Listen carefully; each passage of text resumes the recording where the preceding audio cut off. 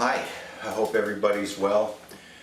Something prompted me to do this video, something that happened last night, and I thought I'd do a video because it kind of hits home if it happens to you. Last night, not too far from me, there was a car that ran into a multi-family building, and it was at something like 6 or 9 unit building. The car caught on fire, the building caught on fire, and there's massive damage. At least one person died, the person in the car, and I have not heard yet what has happened to anyone else. But it prompted me to bring something up that, sometimes tragedies happen. And if you buy a multi-family house or, 6 units, 12 units, 100 units, it doesn't matter. One of the first things you have to do is to make sure you've got adequate insurance coverage. Now, if you're getting a mortgage, certainly the mortgage company is going to want to see that you've got insurance coverage. But, they're a mortgage company. What you need to do is make sure that you go above and beyond what they may require and make sure you've got that insurance right from the beginning. As an example, they may say, okay, you've got fire coverage, but there's also coverage. Let's say you're doing a total rehab on the place. You need to talk to your insurance man about insurance coverage in that situation, particularly if the building is not occupied. You need to talk to him about things like builder's risk insurance. Certainly the liability insurance will probably have to change.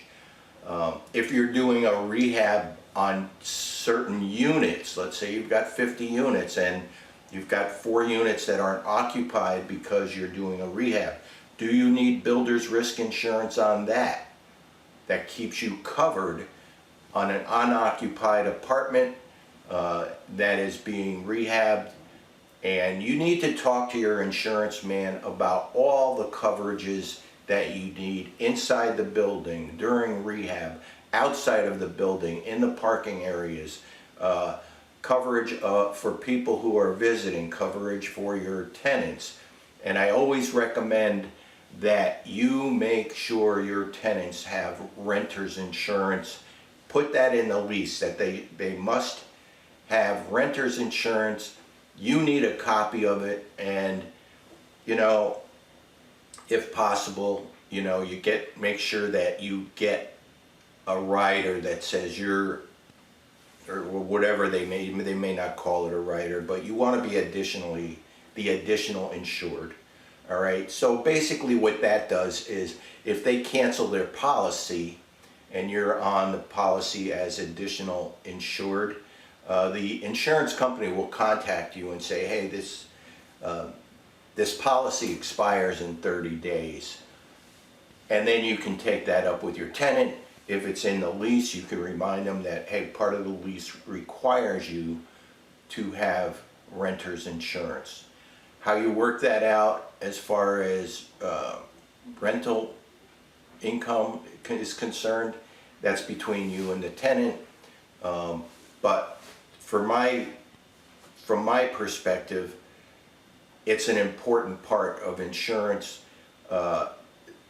Talking to your insurance company about all the things you need, and really, builder's risk is an important insurance coverage if you're doing a total rehab, and if you're doing rehab on apartments that can't be occupied during the rehab. You need to talk to your insurance guy about whether or not that's an appropriate policy, or if there's something else that gives you peace of mind and adequate coverage during that time. So again, all this was prompted by a major accident near me last night that included a multi-family property, and hopefully tenants are safe, they're covered, and certainly, hopefully, the owner has also been smart enough to get all the insurance that he needs to cover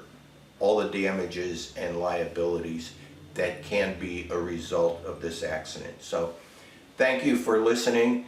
I hope you all stay well, and I will talk to you again soon. Thanks.